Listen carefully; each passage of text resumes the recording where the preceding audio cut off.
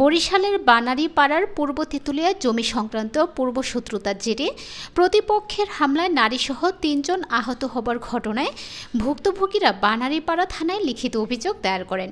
উদয়কাঠের পূর্ব তেঁতুলা গ্রামের মাহবুব শিকদারের স্ত্রী আহত রাজিয়া সুলতানা বাদী হয়ে সাইদুল ইব্রাহিম, জাহাঙ্গীর, রাসেল ব্যাপারী, সোহেল ব্যাপারী, বাবুল ও জাহিদ খাঁকে বিবাদী করে এই লিখিত অভিযোগ দায়ের করেন।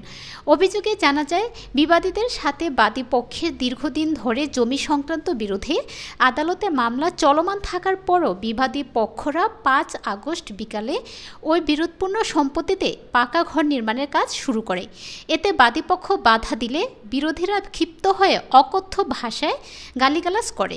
বাদী রাজিয়া সুলতানা গালিগালাজ করতে নিষেধ করলে তর্ক বিতর্কের এক পর্যায়ে বিবাদীরা রাজিয়া সুলতানার চুলের মুঠি ধরে টেনে হিঁচড়ে মাটিতে ফেলে লাঠিসোঁটা বাঁশ দিয়ে মধ্যযুগীয় কায়দায় এলো পাথারে আঘাত করে। মাটিতে ফেলে পেটে বুকে আঘাতের পর আঘাত করতে থাকে।